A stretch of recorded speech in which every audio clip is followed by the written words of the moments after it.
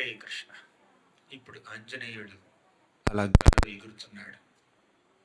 ఇప్పుడే ఆ మహాపర్వతం నుంచి ఆంజనేయుడి యొక్క పాదాలు అలా ఆకాశంలోకి వెళ్ళాయి. అలా కొద్ది సమయం ప్రయాణించాడండి గాలిలో.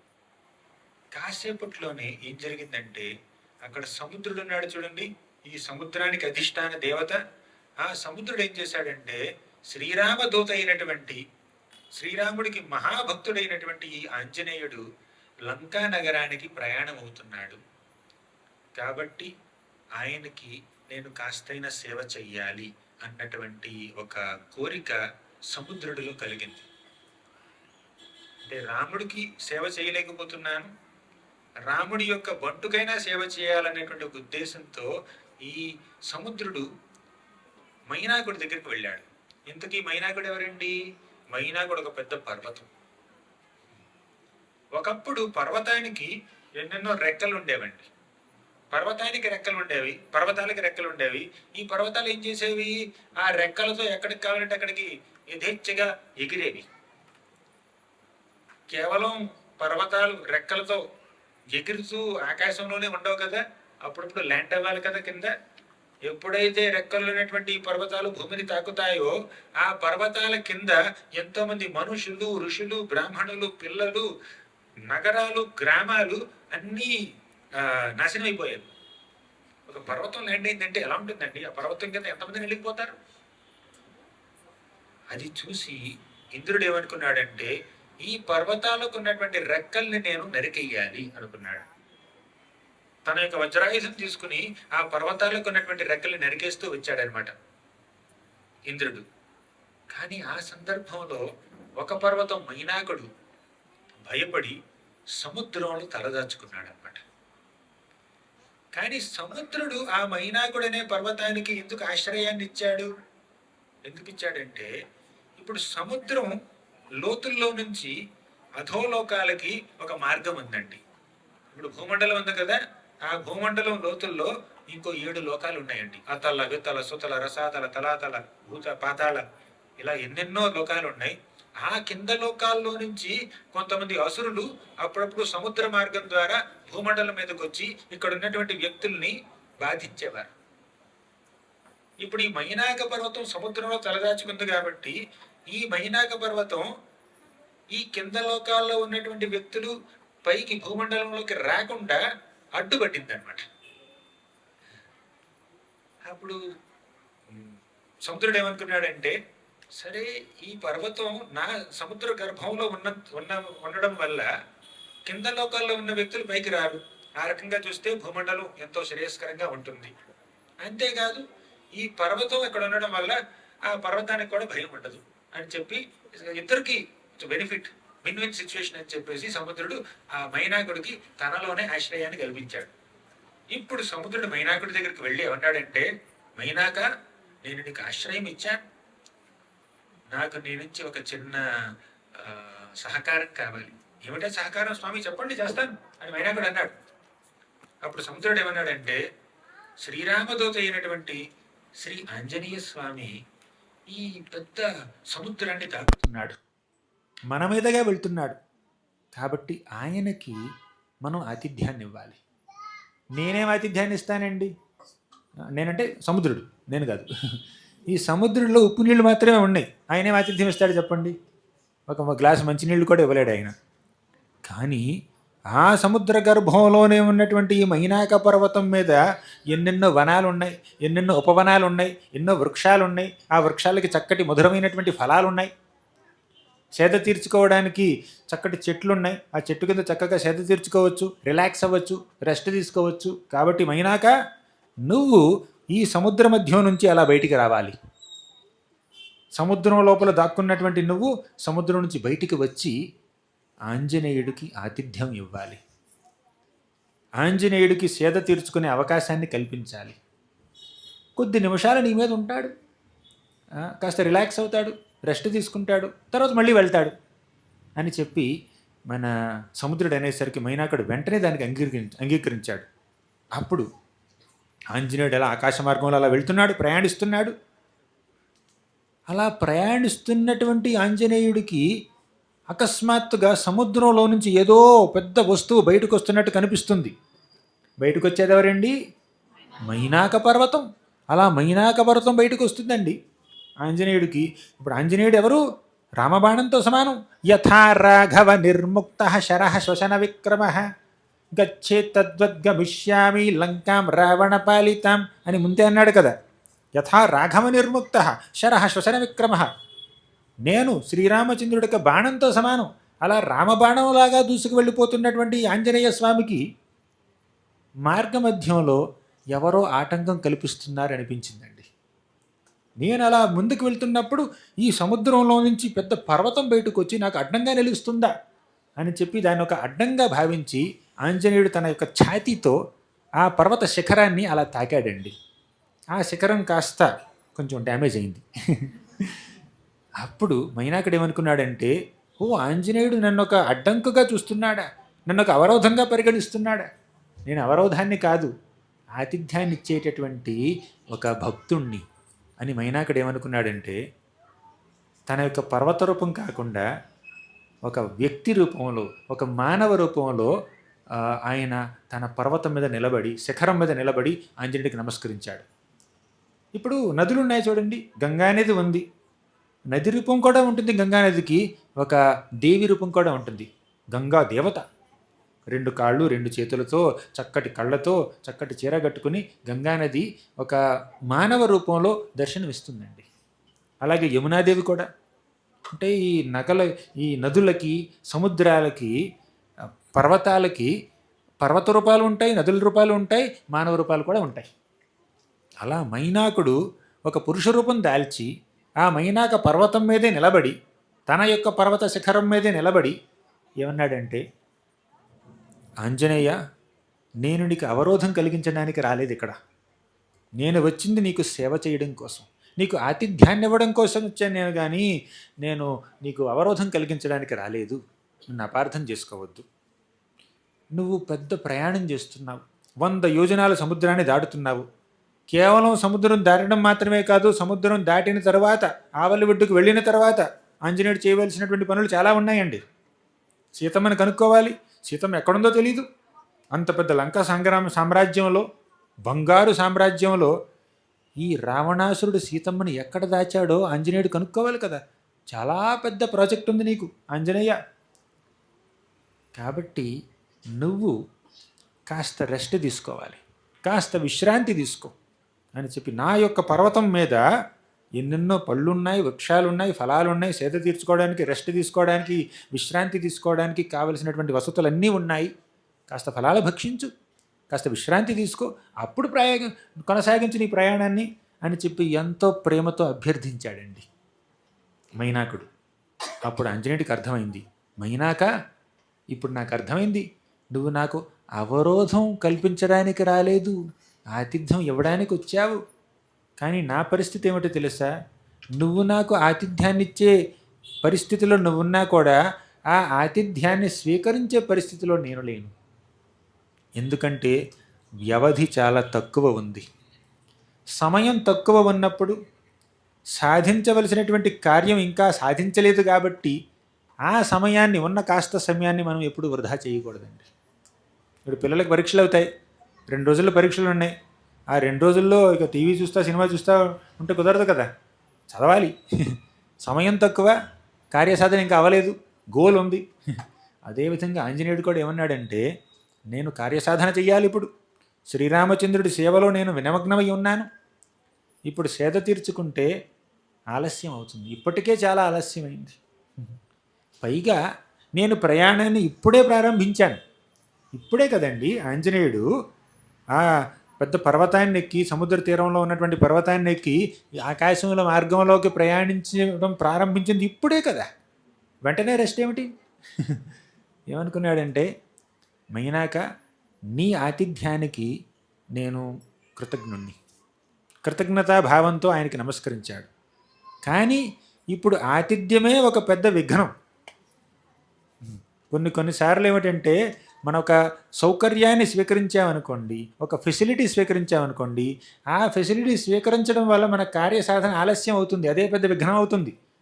ఫెసిలిటీ ఉంటే సౌకర్యం ఉంటే నేను సులభంగా కార్యసాధన చేయగలను అని అనుకోవచ్చు, కానీ ఆ సౌకర్యమే ఒక పెద్ద అవరోధంగా మారుతుంది అని ఆంజనేయుడు ఏమన్నాడంటే, స్వామి మైనాక నీ యొక్క ఆతిథ్యాన్ని స్వీకరించే శక్తి నాకు ప్రస్తుతం లేదు, ఇంకోసారి చూద్దాం అని చెప్పి ఎంతో మర్యాదతో గౌరవంతో ఆ పర్వతాన్ని తన చేతితో తాకాడండి.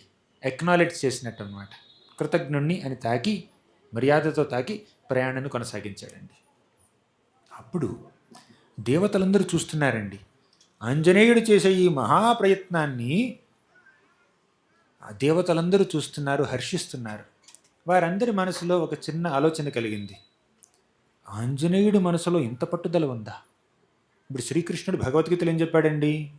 వ్యవసాయాత్మిక బుద్ధి ఏకేహ కురునందన బహుశాఖాహ్యనంతాశ్చ బుద్ధయో అవ్యవసాయిన అన్నాడా? అంటే వ్యవసాయాత్మిక బుద్ధి అంటే ఎవరైనా ఒక కార్యాన్ని సాధించాలి అంటే వారికి వ్యవసాయాత్మిక బుద్ధి ఉండాలి, అంటే పట్టుదల ఉండాలి, లక్ష్యం మీద పూర్తి ఫోకస్ ఉండాలి, పూర్తి ఏకాగ్రత ఉండాలి. ఈ లక్ష్యాన్ని సాధించడానికి పాటుపడాలి వాళ్ళు. ఆ లక్ష్య సాధన నుంచి వారి యొక్క మనసు మళ్ళిందనుకోండి, లక్ష్యాన్ని సాధించలేరు. కానీ అటువంటి పట్టుదల లేని వాళ్ళు ఏం చేస్తారో తెలుసా? బహుశాఖాహి అనంతాశ్చ బుద్ధయో అవ్యవసాయిన. అటువంటి వ్యవసాయాత్మిక బుద్ధి లేని వాళ్ళు వారి మనసు అటు ఇటు మళ్ళీపోతూ ఉంటుంది. వారి మనసు ఏకాగ్రతతో ఉండదు, వారు ఏం చెయ్యాలో అది చెయ్యలేరు. కానీ ఆంజనేయుడు అలా కాదండి. వ్యవసాయాత్మిక బుద్ధి పూర్తిగా పట్టుదలతో ఉన్నాడు. కానీ ఆయన ఎంత పట్టుదలతో ఉన్నాడో, ఎంత దీక్షగా ఉన్నాడో దానిని మేము పరీక్షించాలి అన్నటువంటి ఉద్దేశంతో దేవతలందరూ కావాలని ఒక అవరోధాన్ని కల్పించడానికి ముందుకొచ్చారండి. ఆంజనేయుడికి కలిగినటువంటి మొట్టమొదటి అవరోధం ఏమిటి? ఆతిథ్యమే అవరోధం. కానీ ఇప్పుడు ఇంకొక అవరోధం కలగబోతుంది. ఈ అవరోధం ఒక పరీక్ష. ఈ పరీక్ష ఎవరు పెట్టారు? దేవతలే పెట్టారు. దేవతలు ఎవరి ద్వారా పెట్టారు ఈ పరీక్ష? ఎగ్జామినర్ ఎవరు? ఇన్విజిలేటర్ ఎవరు? ఈ దేవతలందరూ నాగమాత అయినటువంటి సురస దగ్గరికి వెళ్ళారు. అడిగారు, అమ్మా సురస, ఇప్పుడు ఆంజనేయుడు సీతమ్మని కనుక్కోవడం కోసం లంకా నగరానికి వెళ్తున్నాడు, సముద్రం మీద ప్రయాణం చేస్తున్నాడు, నువ్వు కాస్త పరీక్ష పెట్టాలి, చేయగలవా అంటే తప్పకుండా చేస్తాను అని చెప్పి వెంటనే సురస ఒక మహా వికృత రూపం దాల్చి ఈ సముద్రంలో నుంచి అలా బయటకు వచ్చిందండి. కాసేపటి క్రితం ఆంజనేయుడు ఏం చూశాడు? సముద్రంలో నుంచి ఒక పెద్ద పర్వతం రావడం చూశాడు. కానీ ఇప్పుడేం చూస్తున్నాడు? ఎంతో వికృతంగా, ఎంతో భయంకరంగా ఉన్నటువంటి ఈ సురసను చూస్తున్నాడు. ఒక రాక్షసిలాగా రూపం దాల్చి ఆవిడ అలా బయటకు వచ్చిందండి. చూడడానికి ఎంతో భయంకరంగా ఉంది నాగమాత. కానీ ఇక భయంకర రూపం దాల్చి ఆంజనేయుడిని భయపట్టాలని చెప్పి అలా సముద్రం నుంచి అలా బయటకు వచ్చింది. ఆంజనేయుడికి మళ్ళీ ఒక అవరోధం కలిగింది. కానీ స్త్రీ, ఆంజనేయుడు ఎంతో గౌరవంతో మెలగాలి ఆ స్త్రీతో. ఇంతకీ ఆవిడకి కావలసింది ఏమిటి? సురస ఏమందో తెలుసా? ఆంజనేయ, నాకు ఒకసారి బ్రహ్మదేవుడు వరం ఇచ్చాడు. ఏమిటా వరం? ఎవరైనా నా మార్గంలోకి వచ్చిన వాళ్ళు నాకు ఆహారం కావలసింది, ఎవరు నా ముందుకు వచ్చినా కూడా నా నోటిలోకి వారు ప్రవేశించాలి అన్నాడు. అంది సురస. అంటే ఇప్పుడు ఆంజనేయుడు సురస నోట్లోకి ప్రవేశించాలండి. అది సురస డిమాండ్ కాదు. సురస ఒక రిఫరెన్స్ ఇచ్చింది. ఏమందంటే, ఇది నాకు బ్రహ్మదేవుడు ప్రసాదించినటువంటి వరం అంది. అప్పుడు ఆంజనేయుడు తల వంచాల్సింది. ఎవరో రాక్షసి వచ్చి నువ్వు నా నోట్లోకి ప్రవేశించాలి అంటే ఆంజనేయుడు ఒప్పుకోడు. కానీ బ్రహ్మదేవుడే ఇలా ప్రవేశించమన్నాడు అంటే ఆంజనేయుడు ఒప్పుకోవాల్సిందే. ఎందుకంటే బ్రహ్మ మీద గౌరవం కదా. బ్రహ్మదేవుడు అంటే ఎంతో మర్యాద, ఎంతో మన్నన. కాబట్టి ఆయన ఎవరికైనా ప్రమాణం చేస్తే, వరం ఇస్తే ఆ వరాన్ని నిర్వహించవలసినటువంటి బాధ్యత భక్తుడైనటువంటి ఆంజనేయుడి మీద ఉంది, ఎవరి మీదైనా ఉంది. ఎందుకంటే బ్రహ్మ సృష్టికర్త కాబట్టి ఆంజనేయుడు ఈ సురస మాటకు వ్యతిరేకంగా చెప్పకూడదండి. ఇప్పుడు ఈ ప్రపంచంలో మనం కేవలం మన స్వార్థం కోసం మాత్రమే జీవించకూడదండి. చాలాసార్లు వ్యక్తులు ఏం చేస్తారంటే వారి స్వార్థం కోసం వారు జీవిస్తూ ఉంటారు. అంటే వారిచ్చిన మాటనే నిలబెట్టుకోవాలి, వారి మాటే నెగ్గాలి, వారు అనుకున్నదే సాధించాలి, వారికి ఏదైతే ఆనందాన్ని ఇస్తుందో దాన్ని మాత్రమే వారు సాధించాలి అని చాలామంది అనుకుంటూ ఉంటారు. కానీ ఈ ప్రపంచంలో మనం బ్రతుకుతున్నప్పుడు మనం కేవలం మన కోసమే మనం ఆలోచించుకోకూడదు. మనం ఎదుటివారు ఇచ్చినటువంటి మాటని కూడా నిలబెట్టాలి. ఇప్పుడు శ్రీమద్ రామాయణంలోనే చూస్తే శ్రీరామచంద్రుడు వనవాసానికి ఎందుకు వెళ్ళాడండి? దశరథుడు కైకేయికి మాటనిస్తే దశరథుడు కైకేయికి వరాలు ఇచ్చాడు. ఆ వరాల్ని నిలబెట్టడం కోసం, తండ్రి మాటని నిలబెట్టడం కోసం శ్రీరామచంద్రుడు అడవులకు వెళ్ళాడు. అదేవిధంగా ఇప్పుడు ఈ సుందరకాండలో బ్రహ్మదేవుడు సురసకు వరం ఇస్తే ఆ మాటని నిలబెట్టడం కోసం, ఆ వరాన్ని నిలబెట్టడం కోసం ఆంజనేయుడు సురస నోట్లోకి ప్రవేశించాలి. అర్థమైందా? అంటే కేవలం మన కోసమే మనం బ్రతకూడదండి. మనం ఇతర వ్యక్తుల కోసం కూడా బ్రతకాలి అప్పుడప్పుడు. కేవలం మన మాటని మాత్రమే మనం నెరవేర్చుకోకూడదండి. పెద్దవాళ్ళు, పూర్వీకులు పెద్దవాళ్ళు ఏమైనా ఒక మాట ఇస్తే, ఒక వరం ఇస్తే, ఒక ప్రమాణం చేస్తే ఆ ప్రమాణాన్ని నిలబెట్టవలసినటువంటి బాధ్యత, అవసరం మనకి కూడా ఉంటాయండి. ఇప్పుడు ఆంజనేయుడు బ్రహ్మదేవుడు నీకు వరం ఇస్తే నేనేం చేయాలని చెప్పి ముందుకు వెళ్ళిపోవచ్చు కదా, కానీ అలా అనలేదండి. బ్రహ్మదేవుడు సురసకు వరం ఇచ్చినా, ఎవరికి వరం ఇచ్చినా కూడా ఆ బ్రహ్మదేవుడి మాట నిలబెట్టవలసినటువంటి బాధ్యత ఆంజనేయుడికి ఉంది. ఆంజనేయుడు బాధ్యతగా స్వీకరించాడు. కానీ ఏమన్నాడంటే, అమ్మ బ్రహ్మదేవుడు నీకు వరం ఇచ్చాడు కాబట్టి ఆ వరం ప్రకారం నడుచుకోవలసినటువంటి బాధ్యత నాకు ఉంది. కాబట్టి నీ నోట్లోకి ప్రవేశించకుండా నేను ఉండలేను. కానీ ఒక చిన్న విన్నపం. ఏమిటా విన్నపం? చెప్పు అంది సురస. విన్నపం ఏమిటంటే, నేను రామకార్యం మీద లంకా నగరానికి వెళ్తున్నాను. శ్రీరామచంద్రుడి భార్య అయినటువంటి ఆ జానకీమాతని ఈ రాక్షసుడు రావణాసురుడు అపహరించి తన లంకా నగరంలో బంధించాడు. ఆ సీతమ్మ జాడ కనుక్కుని ఆ మాటని, ఆ శుభవార్తని నేను కిష్కింధలో విలపిస్తున్నటువంటి నా రాముడు, నా స్వామి శ్రీరామచంద్రుడికి చెప్పాలి. ఆ తర్వాత వచ్చి నీ నోట్లోకి ప్రవేశిస్తానన్నాడు. అప్పుడు సురస ఏమందంటే, నేను నీ మాట ఎలా నమ్మగలను? నీ మాటే కాదు, ఈ మాట ఎవరు చెప్పినా నమ్మడం కష్టమే. ఇప్పుడు ఒక వ్యక్తి ఏమంటున్నాడంటే, నేను చనిపోతాను, నీ నోట్లోకి ప్రవేశించి చనిపోతాను, నీకు ఆహారం అవుతాను, కానీ 1 గంట వస్తాను, 2 గంటలాగి వస్తాను, 2 రోజులాగి వస్తాను అంటే ఎవరు నమ్ముతారండి? నువ్వు 2 రోజులు ఆగేసి నీ పని చూసుకుని మళ్ళీ వచ్చి నా నోట్లో ప్రవేశిస్తావా? అది నువ్వు అంటున్నావా? అది ఒక వానరుడు అంటే నేను నమ్మాలా? నేను అంత అమాయకంగా కనిపిస్తున్నాను మీకు? సురస ఏమందంటే, ఇప్పుడే ఈ క్షణమే నువ్వు నా నోట్లోకి ప్రవేశించాలి. నువ్వు 2 రోజుల తర్వాత, 10 రోజుల తర్వాత, నెల రోజుల తర్వాత వస్తానంటే నేను ఒప్పుకోను. ఇప్పుడు ఈ క్షణమే నువ్వు నా నోట్లోకి ప్రవేశించాలంటే అప్పుడు ఆంజనేయుడు ఏమన్నాడంటే, అమ్మా నేను మాట తప్పను. పైగా బ్రహ్మదేవుడు నీకు మాట ఇచ్చాడు కాబట్టి ఆ మాటని నిర్వర్తించవలసినటువంటి బాధ్యత నాకుంది కాబట్టి నేను ఖచ్చితంగా వస్తాను, నీ నోట్లోకి ప్రవేశిస్తాను, విడిచిపెట్టి నన్ను అని చెప్పి వేడుకున్నాడండి. ప్రార్థించాడు, అభ్యర్థన చేశాడు, విన్నపం చేసుకున్నాడు. కానీ సురస ఒప్పుకోవట్లేదు. అప్పుడు ఏమన్నాడంటే ఆంజనేయుడు, అమ్మా నన్ను విడిచిపెట్టాల్సిందే నువ్వు, ఇది రామకార్యం, ఇది మంచిది కాదు, అవరోధం కలిగించకూడదంటే ఇప్పుడు సురస మాటలతో చెప్తే వినట్లేదు అని చెప్పి నోటిని చాలా పెద్దది చేసింది. ఇప్పుడు ఆంజనేయుడు నోట్లోకి ప్రవేశించని అన్నా కూడా ముందుకు వెళ్ళాలంటే ఆ మార్గాన్ని మొత్తం బ్లాక్ చేసేసింది సురస. తన నోటిని 10 యోజనాలు వెడల్పు చేసింది. ఆంజనేయుడు అని ఊరుకుంటాడా? తన యొక్క శరీరాన్ని 10 యోజనాలు పెంచాడు ఆంజనేయుడు. అది చూసి సురస ఏమందంటే, నువ్వు 10 యోజనాలు పెంచుతావా నీ శరీరాన్ని? నేను 20 యోజనాలు చేస్తాను నా నోటిని అని చెప్పి నోటిని 20 యోజనాలు పెద్దది చేసిందండి. అప్పుడు ఆంజనేయుడు తన శరీరాన్ని కూడా, దేహాన్ని బాగా పెంచాడు. ఆయనకి అన్ని సిద్ధులు తెలుసండి, అష్టసిద్ధులు తెలుసు ఆయనకి. ఆయన సిద్ధులంటే ఏమిటి? అణిమ, మహిమ, లఘిమ, ప్రాప్తి, ఈషిత్వ అంటే ఎంతో సూక్ష్మంగా చిన్న పిల్లవాడిలా మారిపోవచ్చు, ఎంతో తేలిగ్గా మారిపోవచ్చు, ఎంతో భారంగా మారవచ్చు, ఎంతో పెద్దగా మారచ్చు.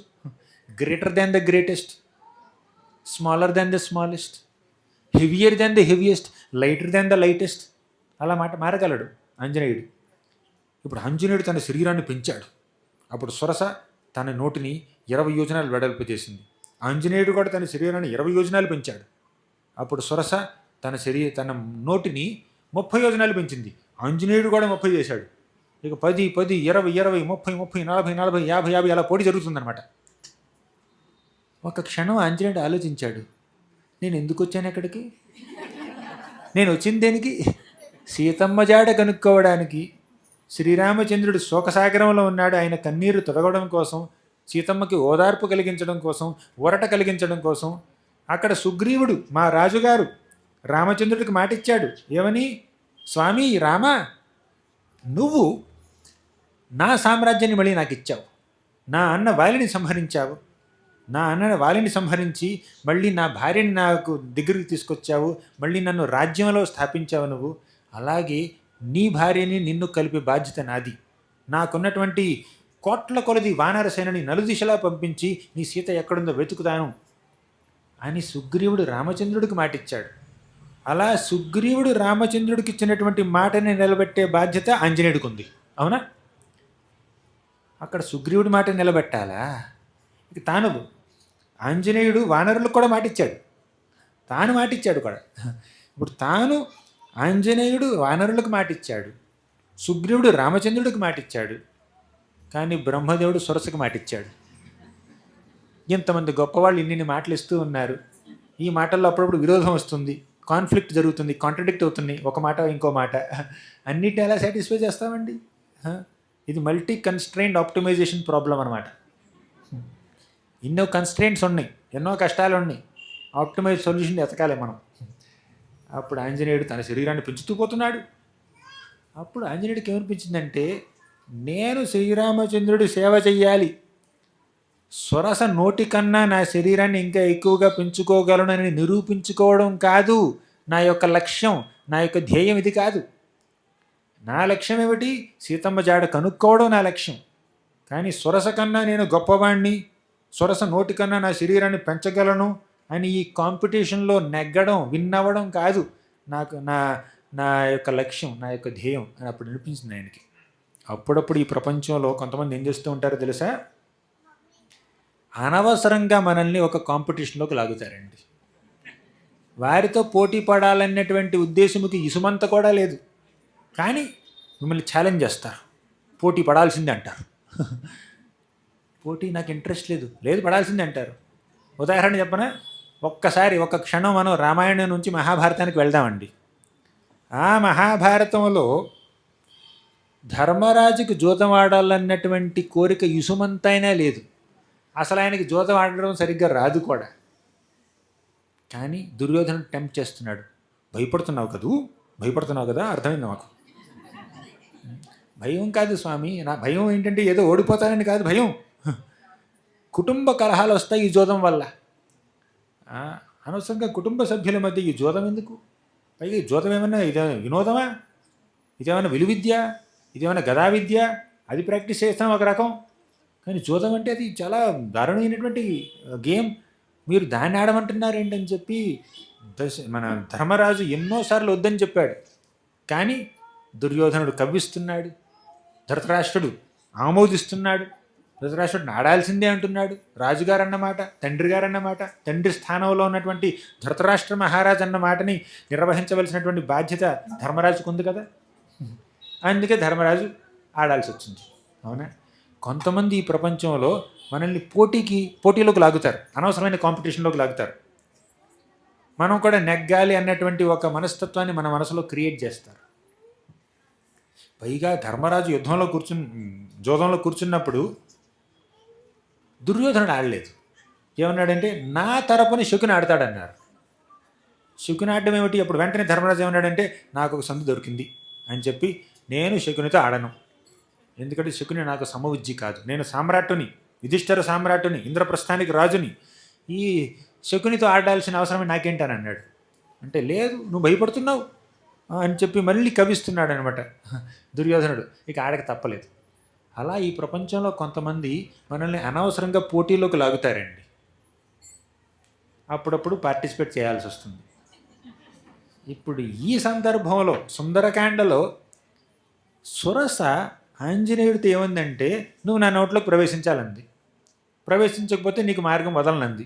తన నోటిని పెద్దది చేస్తుంది. ఆంజనేయుడు తన శరీరాన్ని పెద్దది చేస్తున్నాడు. ఈ పోటీ ప్రారంభమైంది. 10 యోజనాలు 10 యోజనాలు, 20 20, 30 30, 40 40, 50 50, అలా ఒకళ్ళు ఇద్దరు పెంచుకుంటూనే పోతున్నారు.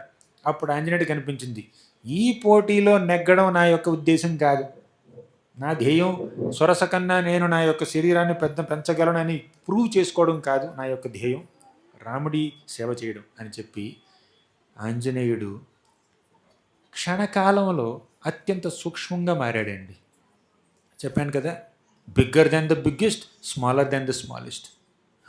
ఆయన చాలా పెద్దగాను మారగలడు, చాలా చిన్న సూక్ష్మంగా కూడా మారగలడు. ఒక ఈగలాగానో దోమలాగానో ఒక చిన్న తేనెటీగలాగానో మారిపోయి ఇంత చిన్న రూపాన్ని దాల్చి సొరస నోట్లోకి ప్రవేశించాడండి. బ్రహ్మవరం అయితే కదా, సొరస నోట్లోకి ప్రవేశించేశాడు. సొరస నోరు మూస్తుంది. అది ఎప్పుడు అప్పటికి 20 30 40 50 యోజనాలు ఉంది నోరు. అంత పెద్ద నోరుని ముయ్యాలి. లోపలది ఏమిటండి, ఒక చిన్న ఈ పరిమాణంలో ఉన్నటువంటి ఆంజనేయ స్వామి, ఇంతే.